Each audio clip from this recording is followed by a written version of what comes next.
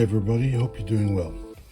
So in a recent haul I managed to pick up this automobile, and I wonder if anybody knows by just looking at this vehicle what it is.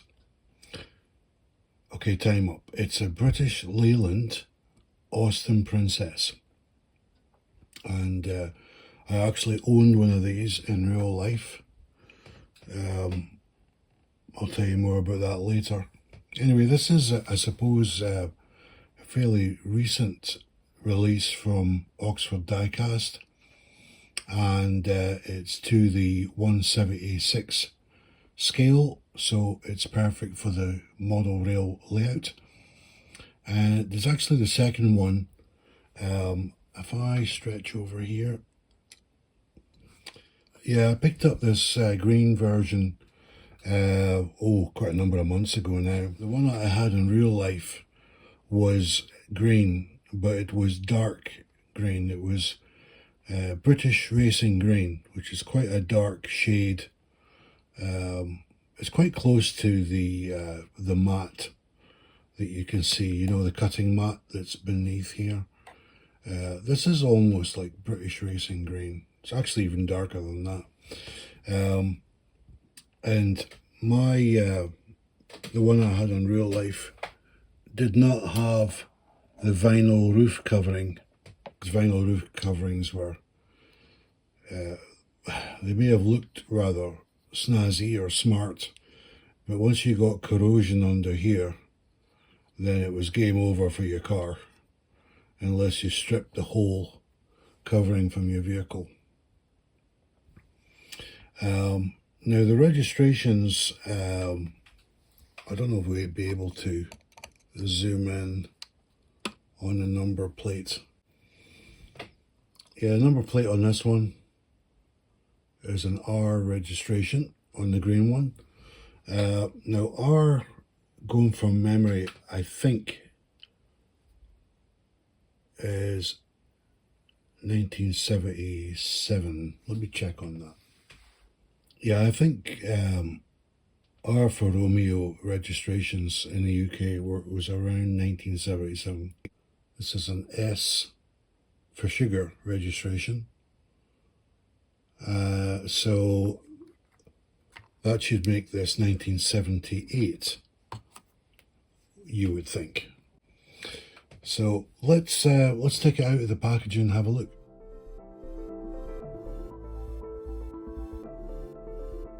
Yeah, so she's on the turntable now, and it looks like a car show, doesn't it? Very, very nice. Anyway, the Oxford Diecast part number for this model is 76BL, it's B for Bravo, L for Lima, P for Peter, 006. And its description is a British Leyland Princess, Reynard Metallic. That's a completely new colour for me. I've never ever heard of that before, but it must have existed. And yeah, these cars were quite popular on the roads in the late 70s. And I'll tell you more about the one I owned once we get it over to the, I'm either going to take it to the British Rail garage or the British Rail car park as a photo shoot. But yeah, beautiful car, isn't it? Stunning.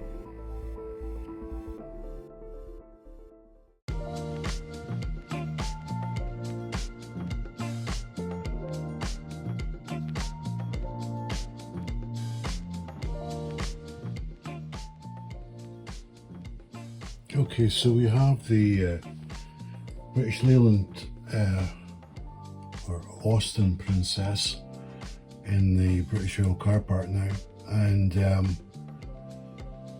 was just having a sort of closer look of the model there as I was bringing it over to the diorama. And one interesting thing, I don't know if the camera can pick it up, but you know, with these models, they're all based from a sort of common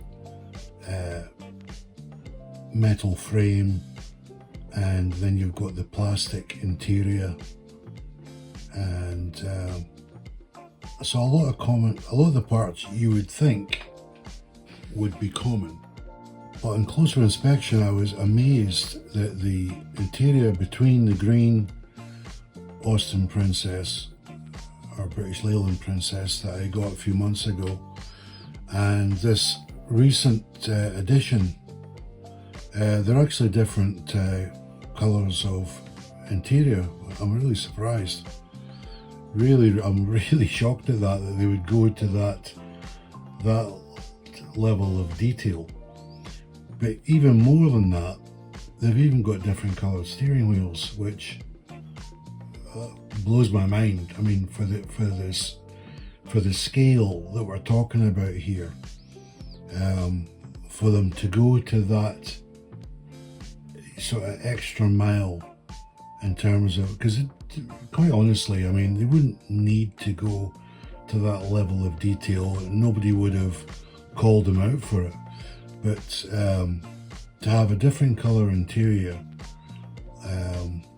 on this Reynard Metallic, and also have a black steering wheel on it compared to a brown steering wheel in the green model, I think, hats off to Oxford Diecast for going to that length of detail. Well done, really, that's tremendous.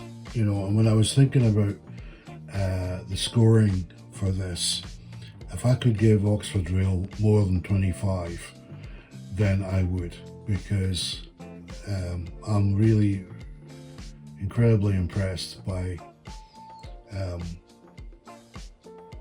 the length that they've went to add that level of detail. Right, so I'm going to tell you a real quick story, and this is absolutely God's truth. I bought in real life, I bought an Austin Princess from a guy I used to work with. I don't think he'll be around anymore, because I was a very young man at the time and he was close to retirement, and well, I'm retired now, so I don't think old Joe would be around.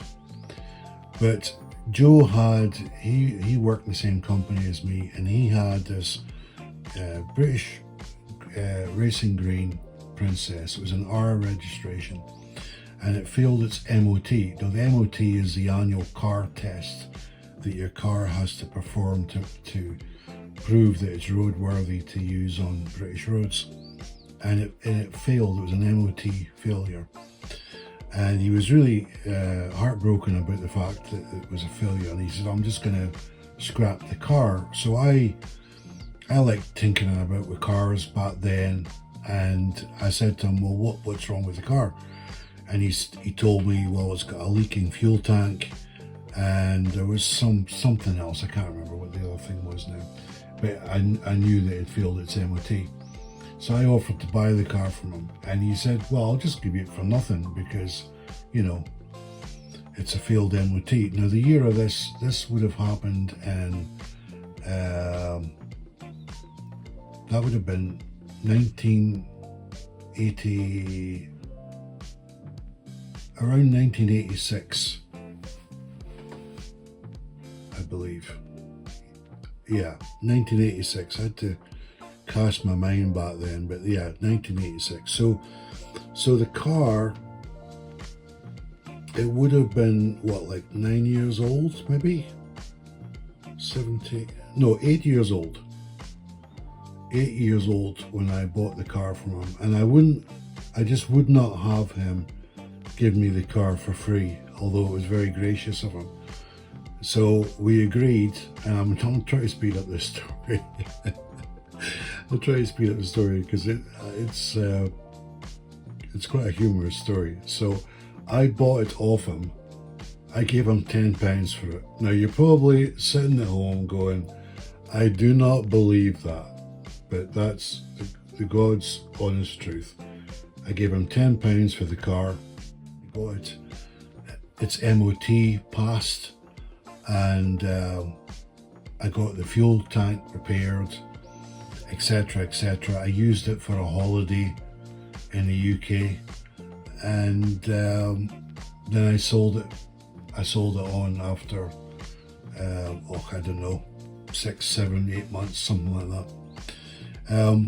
So the details about the car, if anybody's actually driven one of these, owned one, or even sat inside it, what I'm about to tell you, you'll totally relate to.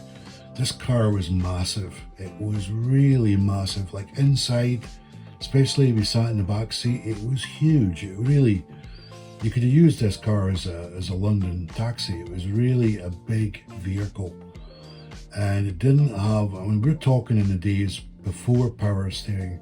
There was no power steering, and the steering wheel was massive. It wasn't like the small steering wheels you have today. This was a huge steering wheel, and if you were going to be changing direction, you had to plan ahead and start steering. So yeah, I could tell you quite a few stories about this car, but do you know what? I look back at this car with great fondness. I mean, it wouldn't have been my choice in the day to, in terms of looks of the vehicle or whatever, but I couldn't have passed that up, really. Would you? £10 for an automobile in real life, and then get it fixed up. And yeah, I've got very fond memories. Unfortunately, I don't have any photographs of those days, but yeah, great fond memories. So I hope you enjoyed me sharing that quick story. I could go on and on and on, but I'll leave it at that. So scoring, yeah, it ticks all the boxes. Beautiful paint finish. As I said with some other Oxford models, it doesn't really have any features. The doors don't open or anything, or the hood at the front, or the trunk. It does have indicators. It has a realistic number plate. I told you about the interior. I mean, it's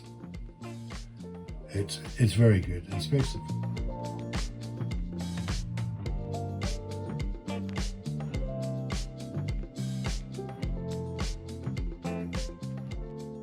for the price. And I was trying to remember where I picked these up from, and I can tell you it was from TMC, the Model Centre. So I bought that. I think it was kind of a Black Friday sale, but I certainly don't regret buying the model. I'm just, do you know what, doing this review, I've obviously had to have a sort of closer look of the unit, etc., and I'm very, very impressed. So yeah, and it all depends when you talk about value for money. It all depends where you get this from, how much you pay for it. But if you are on the lookout for a late 70s vehicle for your model railway, I mean, this is a great example to go for. So yeah, hope you've enjoyed the video and the quick story, and I'll see you next time.